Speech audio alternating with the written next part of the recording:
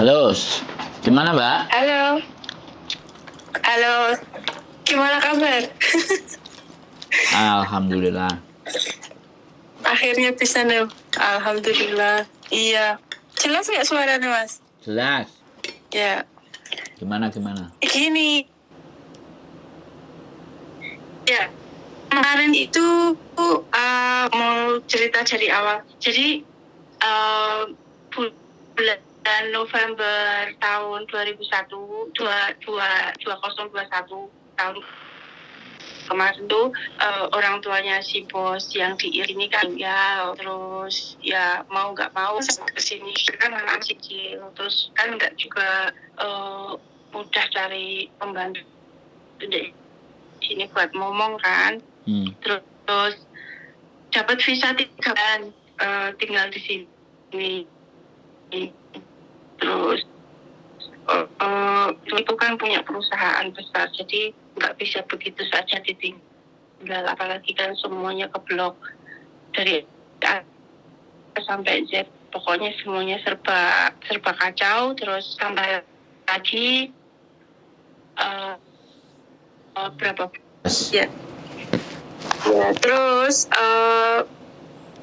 kan di sini di Iran juga untuk tinggal juga susah. Terus mereka apply work permit buat aku di sini, terus pakai jasa ya apa ya namanya, sebenarnya juga mahal banget tinggal di sini. Soalnya kemarin itu mbokku nggak tahu, meski keluar masuk Dubai juga untuk nambah visa. Terus lagi kemarin pas Safa nanya ke polisi itu kenapa kok visa itu bisa ditolak gitu kan, visa aku bisa ditolak gitu. Terus usut aku tanya sama teman-teman itu, coba gimana kalau bikin surat ke imigrasi kalau memang benar-benar mereka itu masih butuh sampean, Mbak, coba.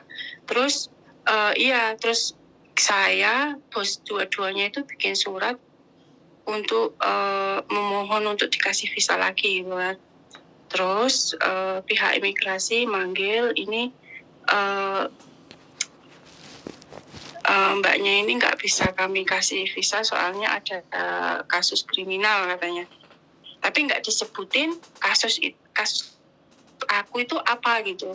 Cuman mereka bilang previous employer. Terus aku bilang kalau untuk majikan aku yang dulu aku nggak pernah punya masalah, aku bilang gitu kan. Dan masalahnya apa mereka nggak ngasih tahu gitu. Terus Safa nggak berhenti, yang bos aku yang cowok itu nggak berhenti untuk ngajuin visa terus mereka bilang ya udah nanti kita kasih visa 2 minggu katanya. Visa turis 2 minggu. Aku herannya visa turis biasanya 1 bulan kok cuma 2 minggu, aku bilang gitu kan. Kalau 2 minggu ya kayaknya nggak bisa. Nah, terus kemarin bos yang cewek juga nanya, benar-benar kamu nggak ada masalah? Nggak ada masalah, cuman aku ada masalah itu aku ngasih ATM sama temenku itu, nggak tahu masalah aku itu di masalah visa apa di ATM, aku nggak tahu. Mereka nggak nyebutin kesalahan aku di mana, polisinya itu nggak jelasin apa gitu kan. Terus bos yang cewek sekarang ini OTW Hong Kong, tapi mereka masih di Dubai. Terus mereka cuma mau 3 minggu di Hong Kong, makanya aku kan nggak bisa ikut. Mereka takut kalau aku kena kasus kan di imigrasi, malah nggak bisa ngomong anaknya nanti. Nah terus ya udah nanti kalau kita pulang bareng ke Hong Kong, nanti kalau kamu mau clear nama kamu kita bantu, bilang gitu. Lah yang jadi pertanyaan ini, untuk bulan Juli besok, Juli atau enggak Agustus itu saya kan pulang ke Indonesia. Jadi kalau dari Indonesia semisal saya mau ke Hong Kong itu masih bisa nggak ya Mas ya? Ya bisa sih Mbak. Sekarang persoalannya kan yang ditolak itu di Iran apa di Hong Kong? Di Hong Kong. Sampean ditolak di Hong Kong? Jadi, iya, pengajuan visa aku di Hong Kong itu ditolak. Mereka bilang aku ada kasus kriminal gitu, tapi nggak disebutin kasus kriminal aku itu apa gitu. Nah, kira-kira sampean pernah berkasus apa loh? Apa yang saya rasain sampean apa? Saya Jual pernah ATM. kasih itu ATM, iya ATM ke temen Oh, itu. bisa jadi Terus itu. Terus apa lagi? bisa jadi itu. Terus karena saya tinggal di Iran terlalu lama, nggak pernah balik Hong Kong selama berbulan-bulan, mungkin juga itu juga. Karena teman saya kemarin juga cerita yang bosnya juga keluar masuk Hong Kong gitu kan.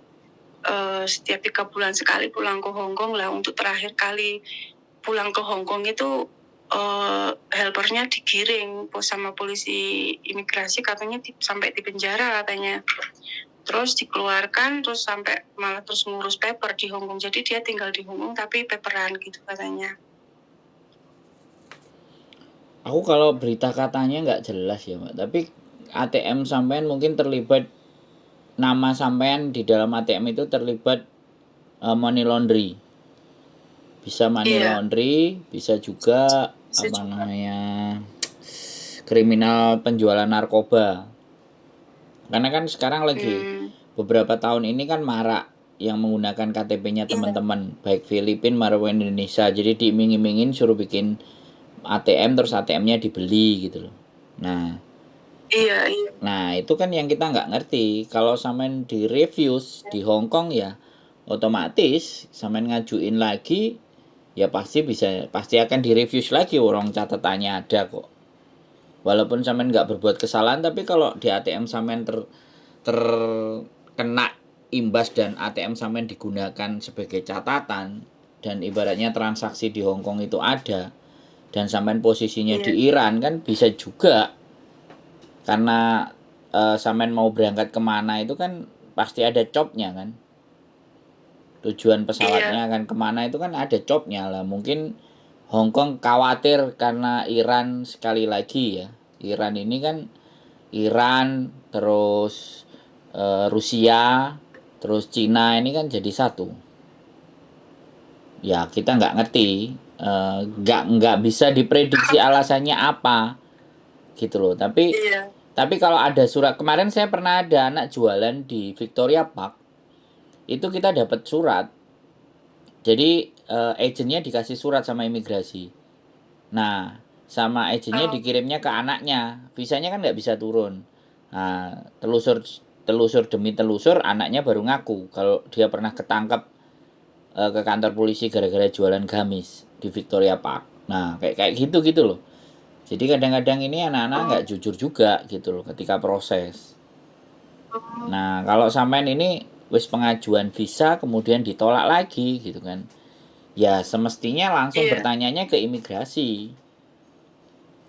iya, Jadi iya kemarin, majikannya sampean langsung tanya ke imigrasi gitu. iya, iya kemarin langsung tanya, terus Terus mereka kasih 2 minggu aja gitu katanya. Aku bisa masuk tapi cuma 2 minggu. Tapi untuk renew kontrak, agensi nggak bisa bantu soalnya kan ini visanya yang untuk helper kan ditolak. Jadi aku nanti masuknya itu pakai visa turis katanya.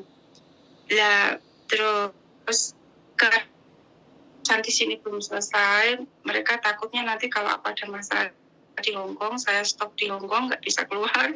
Terus katanya pulang ke Indo dulu, nanti kalau pulang Indo coba nanti pengajuan dari Indo. Tapi juga nggak tahu juga karena ada teman saya satu yang kemarin itu sampai masuk itu, terus pas dilalah itu majikan teman saya itu juga teman baik majikan di sini sampai di penjara. Jadi mereka juga khawatir banget gitu. Mungkin nanti pulang dari Indo itu nggak ke Hong Kong lagi saya karena mereka terlalu khawatir gitu kan. Pulang lagi ke Iran mungkin. Cuman yang pengen saya tanyakan ke Mas Sandro ini, kira-kira bisa nggak kalau ada kasus kayak gitu pakai visa turis dari Indo ke Hong Kong gitu? Kayaknya udah nggak bisa ya. jadi gini Mbak, eh di Hong Kong itu sudah ada record. Nama sampean itu kalau sudah ditolak visanya itu pasti ada record. Lah ketika ada record, ketika nama sampean nanti pada masuk border imigrasi bandara pasti akan keluar tuh recordnya. Sampean juga bisa ditahan Oh, untuk dibalikkan lagi ke negara asal. Jadi dia gak bisa nerima Oh, sampean lagi.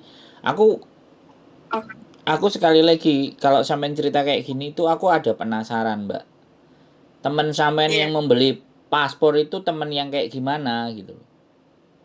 Sehingga Jadi menyebabkan gini, sampean jadi seperti ini. Ini ada sesuatu yang nggak bisa sampean ceritakan sama saya.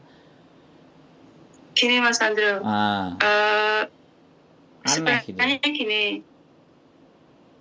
dulu itu dia bilang cuman untuk pakai penjualan online. Nah, Nggak tahu penjualan online atau apa gitu kan. Aku udah terlalu percaya sama dia karena kita kan udah runtang-runtung, udah berteman lama gitu kan. Terus aku bilang nanti kalau ada masalah aku nggak mau loh ya, soalnya kan ATM ini untuk khusus gaji aku gitu loh, gaji bapakku tuh masuk di ATM ini, kalau nggak bisa diambil terus piye gitu kan ya. Terus aku bilang sama bosku, ATM-ku keblokir, aku nggak bisa ngambil gaji gitu kan. Terus mereka juga telepon bank, kenapa ini diblokir gitu. Cuman kan aku nggak taunya temanku itu menyalahgunakan kayak gitu kan. Terus aku juga sampai ke bank juga nanyain ini bisa dibuka enggak gitu kan. Mereka bilang nggak bisa, ada sesuatu nggak bisa dibuka. Saya lapor ke pihak bank itu, saya sampai lapor gitu karena memang saya nggak tahu. Saya benar-benar nggak tahu ATM ini buat apa gitu kan, kok sampai keblokir gitu kan. Terus temanku bilang enggak ada masalah, nanti kebuka kok, ini nanti otomatis kebuka sendiri lah. Sampai sekarang loh aku sampai nggak bisa loh, aku lapor sama bosku nggak marah, cuman kan anehnya kenapa sampai diblokir gitu kan. Terus aku juga lapor ke bank gitu, kenapa sampai diblokir, bisa dibuka nggak? Mereka bilang nggak bisa. Ya udah, aku udah nggak ada kontak lagi sama temen gitu karena aku bener-bener marah gitu kan. Sampai untungnya aku ada ATM satunya yang nggak aku kasih ke dia gitu kan, jadi gaji masih masuk di ATM satunya gitu. Temanku banyak yang jadi korban dia itu sebenarnya, yang sampai pulang Indo sampai sekarang. Ada juga yang masih stay di Hong Kong. Dia tiap bulan itu lapor ke polisi, masih bayar. Itu lapor itu masih bayar, kayak bayar pajak itu sekitar 2.000 sampai 1.500. Tapi dia masih bisa kerja gitu kan. Saya jujur semua bilang sama bos kalau aku pernah punya kesalahan seperti ini.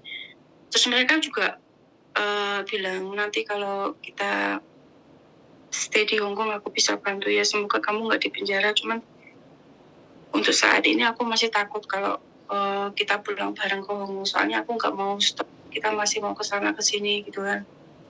Ya terus kasihan juga si Mbok ini pulang bawa anak 2 ke Hong Kong, terus dijemput sama suaminya di Dubai, terus nanti di Dubai ke Hong Kong. Jadi ya mereka nggak marah nggak apa, cuman aku bilang benar-benar I'm so sorry, aku nggak tahu aku kejadian sampai seperti ini gitu. Mbokku sampai nangis kemarin itu karena visa aku nggak turun. Cuman takutnya itu aku ada masalah sama majikan yang dulu. Terus aku bilang kalau ada majikan sama yang dulu, pasti dari dulu pasti ada rekodnya. Mereka bilang aku nyuri lah apalah, pasti kan ada rekodnya. Tapi mereka nggak bilang apa-apa gitu. Polisi itu nggak menjelaskan secara mendetail kesalahan saya itu apa gitu. Cuma mereka bilang criminal case with previous employer. Jadi tanda tangan kontrak dari awal saya itu yang tanda tangan Boe. Terus selama saya di Iran pengajuan visa itu kan otomatis yang laki-laki di rumah, jadi dia yang tanda tangan. Jadi Mbokku juga mungkin tanda tanya juga, apa karena ganti nama Safa yang suami aku yang ngajuin visa terus ganti nama itu ya gitu kan. Aku juga nggak tahu, tapi mungkin juga kesalahanku ATM itu Mbok gitu. Terus kemarin sampai dengar teman satu teman majikan yang punya helper yang sampai masuk penjara itu, jadi Mbok juga mikir-mikir lagi gitu. Jadi gini, sampean besok ketika sudah masuk ke kantor polisi, ke Hong Kong, sampean ke kantor polisi, sampean nunjukin, sampean ada anak yang sampean pasrai ATM nggak? Sampean punya Maksudnya datanya nggak? identitas Iya, identitasnya dia ada nggak? aku ada Hah? kartu ATM dia, ada kartu ATM dia. Jadi nama dia itu cuman aku ada kartu ATM KTP-nya nggak? KTP. KTP-nya nggak ada? Nggak ada. Oke, jadi sampean nanti lapor ke kantor polisi. Jadi aku ada masalah dengan ATM-ku yang ini gitu loh. Dibawa sama dicuri atau temanku atau bagaimana. Terus aku mau lapor gitu loh. Terus ke kantor polisi coba ditanya, ini kasusnya apa gitu loh. Kenapa visaku nggak turun?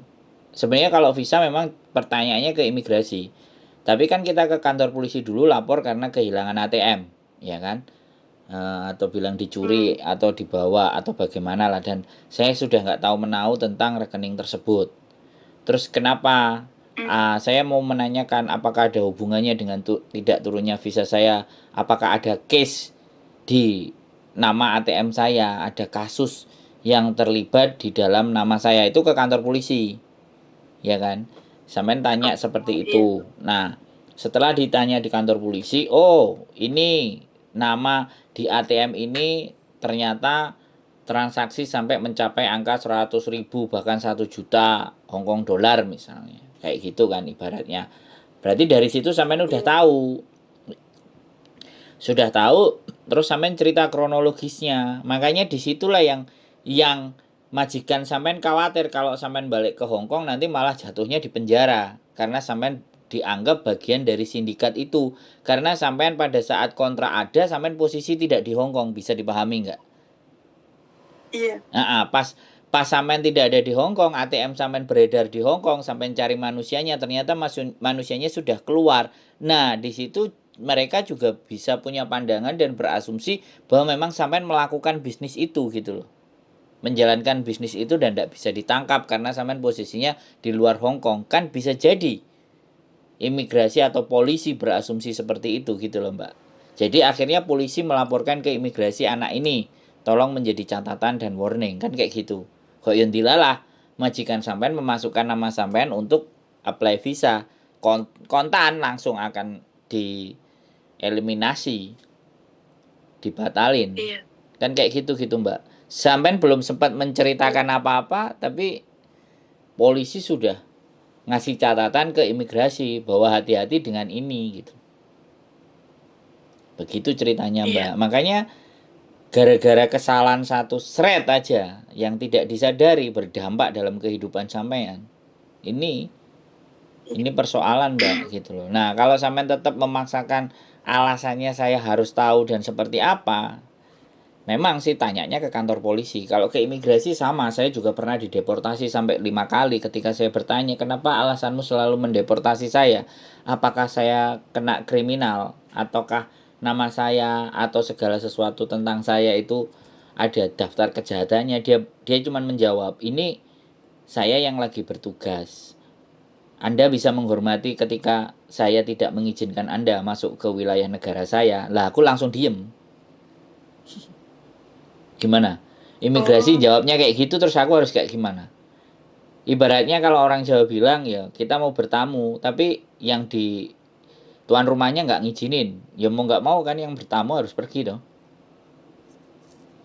Nggak ada alasan apapun. Tapi kalau sampean, aku serius kalau dari sampean ceritanya kayak gitu, ATM sampean memang digunakan oleh belanja online yang mungkin nilainya sudah nggak karu-karuan. Itu banyak sekali terjadi dan sekarang juga masih marah anak-anak yang hidup di luar. Anak-anak yang masih hidup di majikan itu untuk nipu teman-temannya untuk membeli ATM. Makanya kita lagi gencar-gencar bikin konten dimana kalau kalian disuruh bikin ATM dan dibeli 3.000, hati-hati.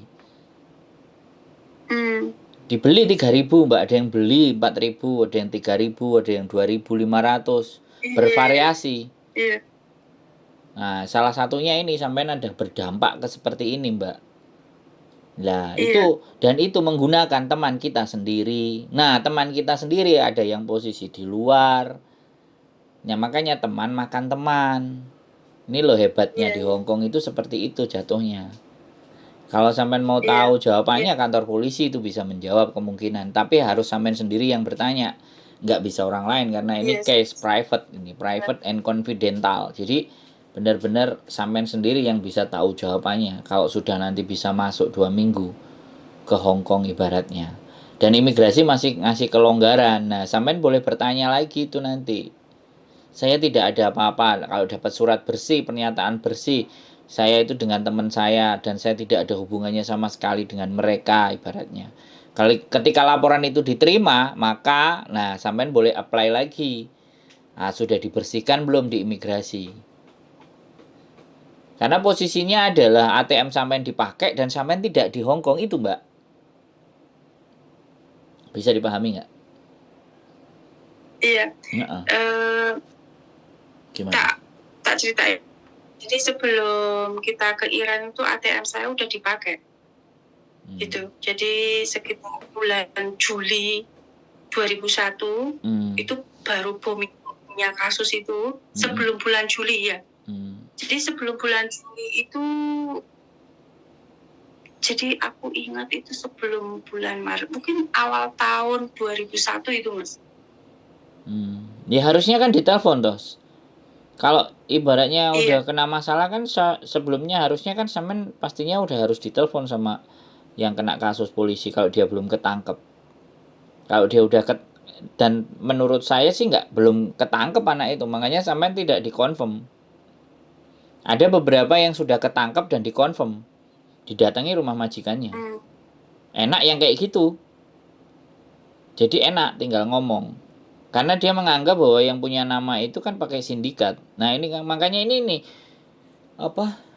mereka itu luar biasa gitu loh. Sindikat ini benar-benar lebih ngeri dan sudah sangat melibatkan orang kita sendiri gitu. Makanya kan KJRI sempat bikin campaign bahwa berhati-hatilah dengan money laundry. Tapi dia nggak menceritakan bagaimana kronologis cerita money laundry-nya itu kayak gimana ya dengan jual beli ATM. Kalau dia menceritakannya dengan jual beli ATM, nah anak-anak kan ngeh. Sampean sendiri kan tahu anak-anak ini kalau tidak dijelaskan detail teknisnya, mereka juga nggak paham. Mereka mau datang ke sini cari duit, ATM aja dijual dapat 3.000 4.000 ya 1 bulan gaji ya oke loh, bener nggak? Lah bagi para sindikat itu 4.000 kan uang yang kecil. Udah dibeli aja. Akhirnya mereka punya banyak nama. Filipina itu pernah sampai 15 kalau enggak. Sindikat ATM-nya itu dibeli semua. Mereka dicari di rumahnya majikan masing-masing. Nah, ya itu tadi Mbak, pokoknya solusinya begitu. Kalau sampean mau bersihin nama ya ke kantor polisi, menanyakan apa yang terjadi gitu. Setelah ditanya di kantor polisi dan sampean kalau sampean datang sendiri ke kantor polisi kan namanya maling, nggak mungkin kan menyerahkan diri kan, nggak mungkin. Nah makanya dengan itikat baik sampean menjelaskan dan bercerita seperti apa kronologis kejadian ATM sampean gitu loh. Lah baru nggak minta tolong ke polisi untuk rekodnya itu dibersihkan gitu. Di tempat polisi itu rekod kejahatan dan kriminal apapun ada di Hong Kong. Dan itu connect sama imigrasi pastinya. Sangat connect. Polisi sama imigrasi itu partnership. Jadi kalau ada masalah di polisi, imigrasi pasti bunyi. Tuling. Jadi ya seperti itu Mbak. Kalau memang sudah ternyata harapan di Hong Kong sampai ndak bisa, ya artinya saya tidak bisa ngomong. Ini sudah di luar kapasitas saya berbicara, kecuali ini beda lagi, menikah. Kecuali menikah. Saya pernah dideportasi 5 kali, tapi dengan menikah saya baru bisa lagi tinggal di Hong Kong. Wah ini jadi bongkar rahasia. Ya gak apa-apa. Saya seneng banget bisa curhat kayak gini soalnya udah gak gandul lagi gitu. Ya kalau memang benar-benar udah nggak bisa ke Hong Kong lagi ya udah di sini dulu gitu. Ya kalau di situ sih aman-aman saja. Tapi nggak tahu kalau misalnya menikah sama orang di Hong Kong dan ibaratnya ada yang memberikan jaminan kan ya baru bisa stay. Bisa jadi juga seperti itu. Oh gitu. Iya, karena ya hebatnya Hong Kong ini dia tidak melarang hubungan relationship percintaan, apalagi Oh menikah itu kan tidak dilarang. Malah nikah beda agama pun orang Indonesia banyak yang nikah di Hong Kong. iya iya iya. Kemarin ada 2 orang, 2 pasang, Muslim sama Katolik, menikah di Hong Kong. Iya. Ada sertifikatnya, saya yang nganterin. Saya juga jadi Oh. saksi kemarin. Makanya kalau orang-orang Indonesia yang menikah beda agama, kita daftarin di Hong Kong aja. Gitu. Iya, jadi ya begitulah ceritanya. Banyak hal. Jadi sekali lagi kan Ya, sampean sudah baik dengan makasih majikan. Mas. Sampean sudah baik sama majikan, Iya. dijaga aja hubungannya. Dan pastinya dia pasti akan Iya, iya. menggunakan sampean dan tetap kerja. Kecuali kalau nanti Iya, Mas. ada orang Iran atau ada orang Hong Kong, ada orang bule yang jatuh cinta sama sampean, kan itu beda persoalan. Iya, Mas. Ya, nanti aku mau minta Mas Andro jadi saksi. Ya boleh lah, bisa di Hong Kong, kita bisa ngurusin. Iya. Kalau di Iran ya agak bingung Mbak jadi saksinya, tapi kalau di Hong Kong Oh, gampang. nggak ada impian nikah di sini ruwet banget ya.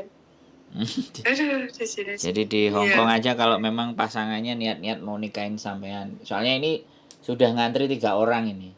Kita lagi urus. Oh, Saya juga. tapi kalau ada kasus Kenapa? gimana ya Mas yo? Kenapa? Kalau ada kasus kriminal kayak saya gini gimana ya? Ya nggak apa-apa. Yang penting kan ada pasangan sampean. Pasangan sampean ini yang nantinya akan jadi penjamin. Oh. Nggak ada gitu. masalah. Orang Hong Kongnya aja yang kriminal suka bunuh orang, nikah sama orang Indonesia, punya anak 3, ya sekarang dapat permanen. Lah, yang dinikahin orang Indonesianya itu OS, habis OS paper. Kemarin 2019 kemarin permanennya keluar. Teman saya sendiri. Oh. Hebat yo. Bukan hebat. Sekarang sekali lagi bukan hebat karena dia orang Hong Kong sendiri. Makanya kalau sampean gitu. yang mau sama sampean orang Hong Kong ya itu harapan. Nek sampean mau balik ke Hong Kong. Kalau dia benar-benar memang jatuh cinta sekonyong dan sekoter. Nggak apa-apa juga orang Amerika, orang bule, orang Inggris, orang Australia yang memang bekerja di Hong Kong misalnya. Dan kalau nggak kerja di Hong Kong nggak bisa ya Mas yo? Bukan nggak bisa. Ya kalau misalnya sampean sama orang bule terus nikah sama orang bule Amerika misalnya, ya sudah pas jalan-jalan ya sama bule ini yang apa namanya garansi. Ya kembali lagi karena kriminal ya, catatan mereka kriminal jadi mereka lebih berhati-hati gitu. Jadi seperti itu. Oh gitu. Ya kalau sampean masih kalau masih mau dihantam gitu ya.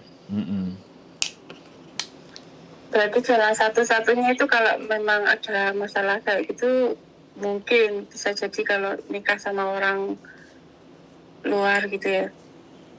Iya. Bisa nolong, bisa kasih jaminan gitu. Iya, pokoknya ada penjamin. Intinya ada penjamin.